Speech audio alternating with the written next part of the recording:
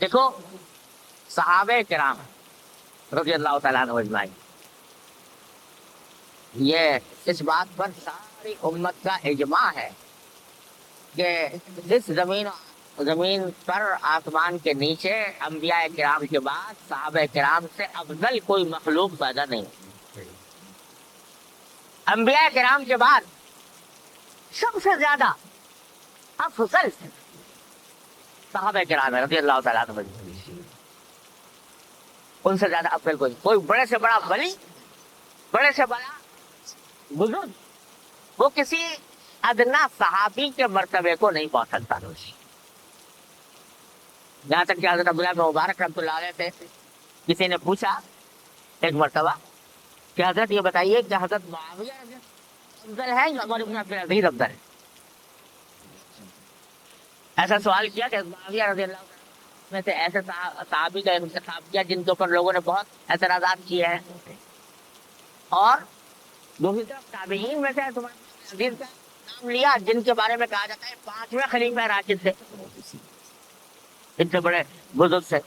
تو پوچھا حضرت معاویہ افضل ہے یا عمر بن عبد العزیز افضل ہے؟ تو حضرت عبداللہ بن مبارک کے جواب میں فرمایا کہ تم کہتے ہو معاویہ افضل ہے عمر بن عبد العزیز، ارے حضرت معاویہ رضی اللہ عنہ نے حضور اقدس صلی اللہ علیہ وسلم کے ساتھ جو جہاد، اس میں جو ناک میں ان سے مٹی گئی ہے وہ بھی عمر بن عبد العزیز سے افضل ہے۔ اتنا بڑا صحبت صحابہ بننے کا کوئی معمولی مقام نہیں ہے۔ جتنے بھی صحابہ ہیں وہ سب بزرگان دین سب سے افضل درجہ مرتبہ صحابہ کرام کا ہے۔ اور یہاں بیچ میں بات یاد آ گئی، حضرت شاہ اسماعیل شہید رحمۃ اللہ علیہ نے ایک بڑی عجیب بات ارشاد فرمائی ہے کہ آپ نے دیکھا ہوگا کہ بعد کے علماء اور محدثین اور فقہاء اور اولیاء کرام، ان کا جب ہم ذکر کرتے ہیں تو اکثر و بیشتر بڑے القاب و کے ساتھ ذکر کرتے ہیں۔ کسی کو علامہ کہتے ہیں، کسی کو حافظ کہتے ہیں، کسی کو امام کہتے ہیں، امام ابو حنیفہ رحمۃ اللہ علیہ، امام شافعی رحمۃ اللہ علیہ، امام احمد بن حنبل رحمۃ اللہ علیہ، کسی کو کہتے ہیں بھائی یہ امیر المومنین فی الحدیث ہے، کسی کو کہتے ہیں کہ یہ رئیس الفقہاء ہے، کسی کو کوئی نام جیسے ہے، کسی کو کوئی نام جیسے ہے، مختلف القاب و آداب لوگوں کے مشہور، کسی کو علامہ کہتے ہیں۔ لیکن حضرات صحابہ کرام کے ساتھ اس قسم کا کوئی لقب نہیں۔ اب حضرت ابوبکر صدیق رضی اللہ تعالیٰ عنہ جو نام لیتے ہیں، کیا کہتے ہیں؟ صدیق اکبر یا حضرت ابوبکر صدیق؟ کوئی امام ابوبکر نہیں کہتا، کوئی علامہ ابوبکر نہیں کہتا، کوئی اس طرح کے القاب جو امیر المومنین فی الحدیث وغیرہ کے یہ کہیں صحابہ کرام کے ساتھ نہیں آتے، بعد کے لوگوں کے ساتھ آتے۔ کیا وجہ ہے؟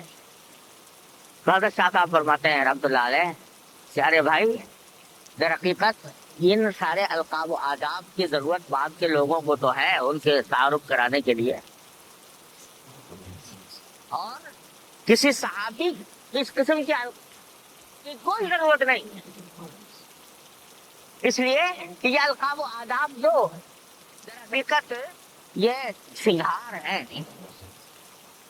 تو فارسی والے نے کہا ہے کہ حاجت بچہ کا نہیں روئے دل آرام رہا، کہ جس کا چہرہ ہی خوبصورت ہو اس کو سنگھار کی ضرورت نہیں ہوتی، جس کا چہرہ ہی خوبصورت اس کو سنگھار کی ضرورت نہیں ہوتی۔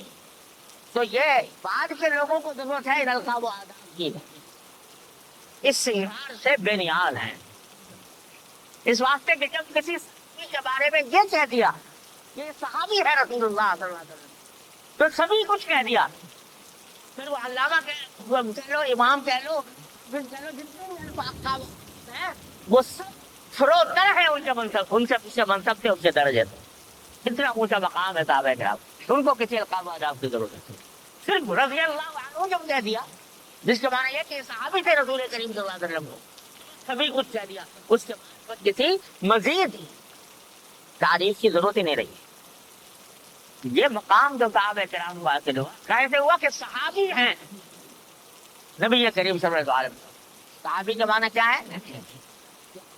انہوں نے صحبت اٹھائی ہے نبی کریم صلی اللہ علیہ وسلم۔ کی صحبت نے ان کو صحابی بنا دیا، اتنا اونچا مقام دے دیا کہ اس کا انبیاء کے بعد کسی کا مقام اس درجے میں پہنچ نہیں سکتا۔ کس چیز نے دیا؟ صحبت نے دی، رسول کریم صلی اللہ علیہ وسلم کی صحبت نے دی۔ تو یہ صحبت ایسی چیز ہے انسان کو کہیں سے کہیں پہنچا دیتی ہے، بلند بنا دیتی ہے۔ کیا انقلاب آ گیا سرکار دو عالم صلی اللہ علیہ وسلم کی صحبت کے نتیجے میں، زندگی میں، ان کی سوچ میں، ان کی امنگوں میں، ان کے خیالات میں، ان کے اعمال میں، ان کی زندگی میں ایسا انقلاب آ گیا کہ جاہلیت میں پتہ نہیں کیا تھے اور اسلام میں آ کر سرکار دو عالم صلی اللہ علیہ وسلم کی صحبت کی برکت سے جس اونچے مقام پر پہنچ گئے، انسانیت کا ترین مقام اللہ تعالیٰ نے عطا فرمایا۔ یہ کہے سے ہوا؟ صحبت سے۔ تو یہ سلسلہ چلا آ رہا ہے نبی کریم صلی اللہ علیہ وسلم کے وقت سے، حضور کی صحبت سے صحابی بن گئے، صحابہ کی صحبت سے تابعی بن گئے، تابعین کی صحبت سے تبع تابعی بن گئے۔ یہ سلسلہ اسی طرح چلا آتا ہے۔ راستہ یہی ہے دین کی طرف جانے کا، کہ صحبت اختیار کر لیں کسی اللہ والے کی، تو اس صحبت کے نتیجے میں اللہ تبارک و تعالیٰ وہ دین اس کی طرف منتقل فرما دے، محبت اس کی طرف منتقل فرما دے۔ یہ ہے صحیح راستہ۔